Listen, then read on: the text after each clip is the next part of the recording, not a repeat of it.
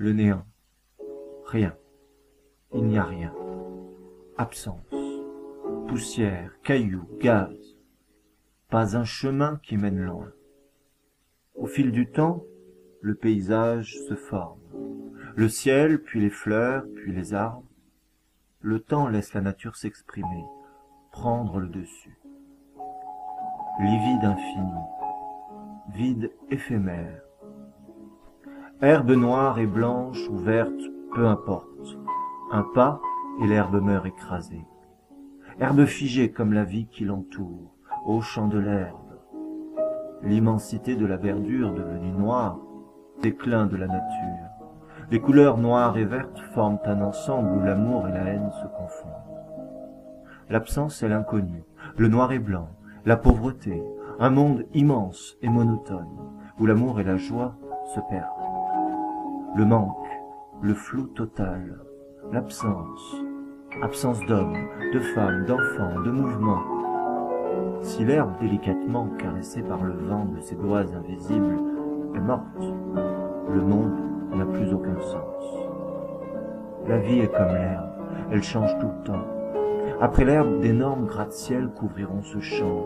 L'herbe semée après de très longues années, absence de couleurs vives, l'herbe se meurt. Là où la nature est, l'homme n'est plus.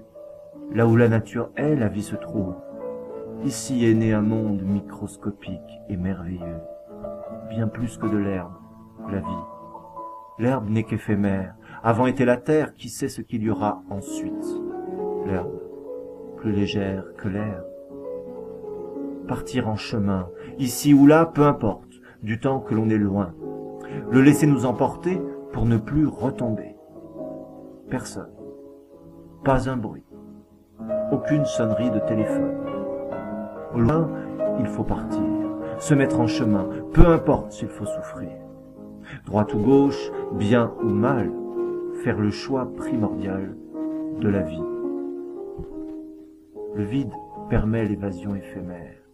La réalité remonte si vite à la surface. L'absence de l'homme rend la nature si libre. L'absence des êtres chers rend la vie invivable. L'absence de civilisation rend le paysage si vert. L'absence de pollution rend l'air si sain. Mais où sont passés les hommes? Pourquoi un tel espace est-il inoccupé?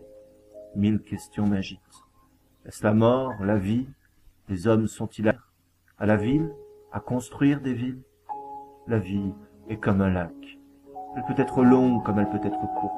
Elle peut stagner comme elle peut être en mouvement.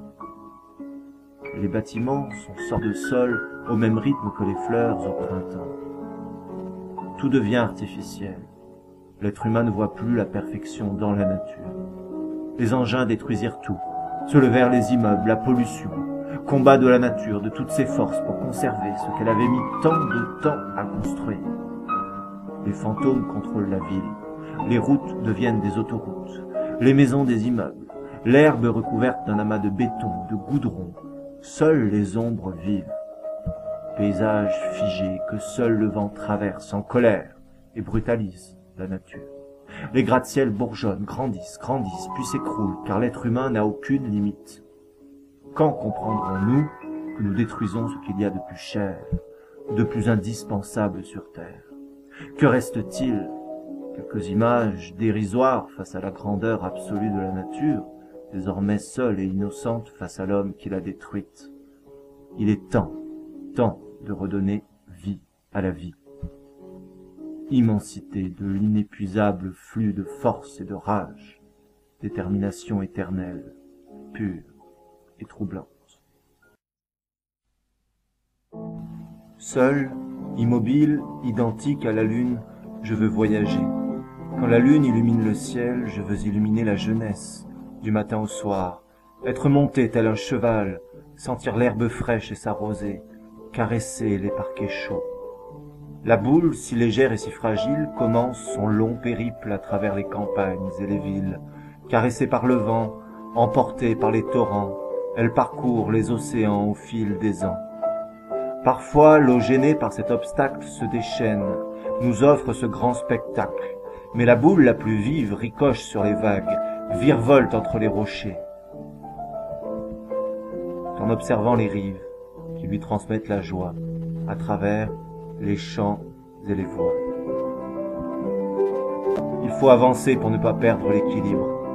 Impossible de trouver ma demeure, je ne suis que voyage, je suis du monde entier. Une rivière de lumière se pavane çà et là sur les chemins de son âme vierge. Brouillard givrant, aveuglant, arbre fantôme, inerte atmosphère, enveloppe du BMX. Roues figées comme des cailloux, rêve losange, ange prête à s'envoler, barrière linéaire, barbelé mortel qui mène à la liberté. C'est un aigle qui galope, élégant, les corbeaux crient, magie, coïncidence, obstination de l'obstiné. Mes mains bougeront comme des tridents, chevaucheront les chemins inconnus, bondiront à travers les arbres, s'envoleront aussi bien qu'une pierre au lancer, s'aventureront dans ce paysage inconnu où aucun homme n'a mis les pieds.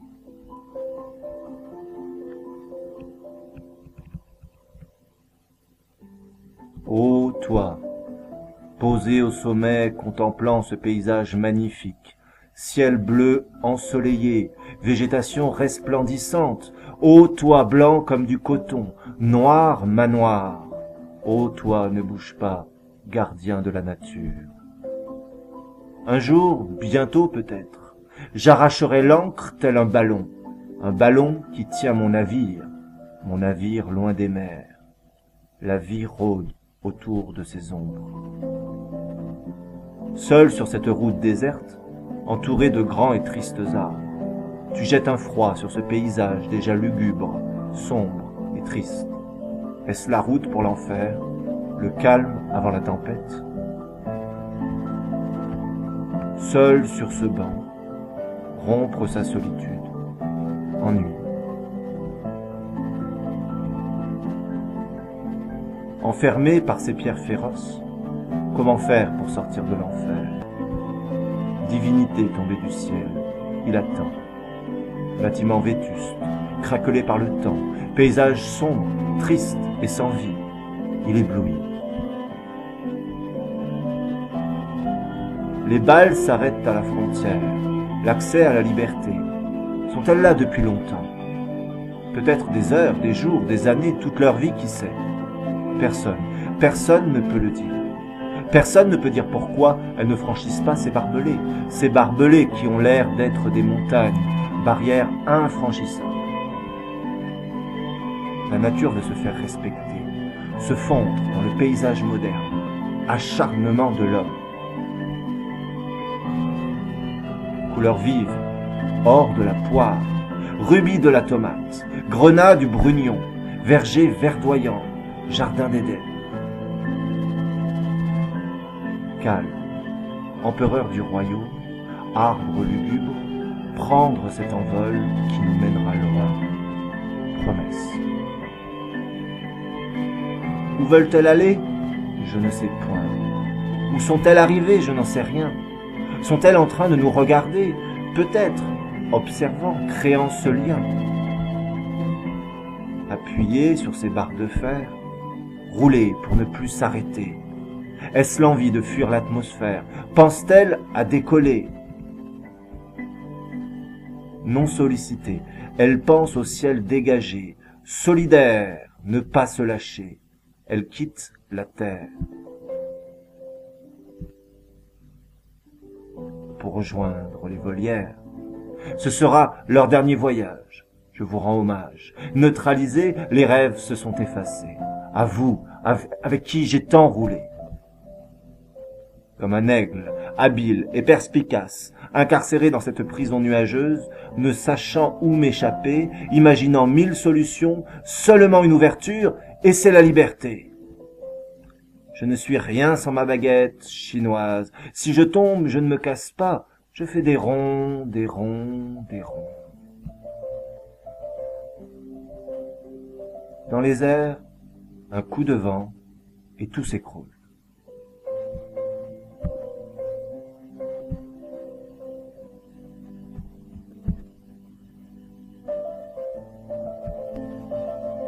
T'accrocher au fil d'une barrière, le vent soufflera et tu erreras dans les airs.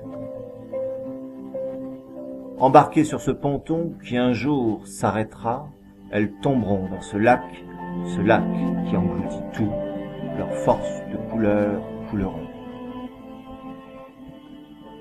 Dans le froid d'un matin d'hiver, sur un long ponton en bois, une balle ne veut plus avancer devant le lac, ce roi, puissant, grand, sévère et glacé.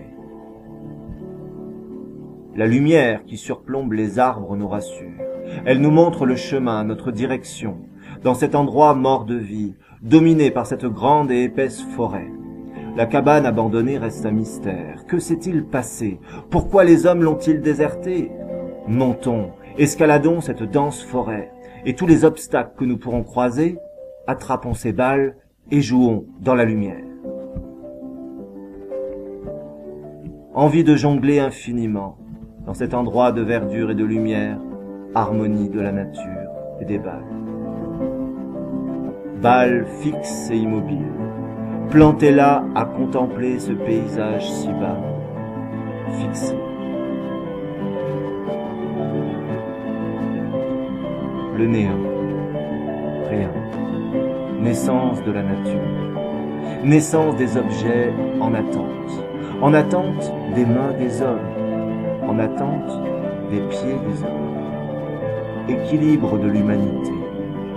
Saisissez-les, faites-leur vivre des instants exceptionnels, donnez-leur la vie, donnez-leur la joie.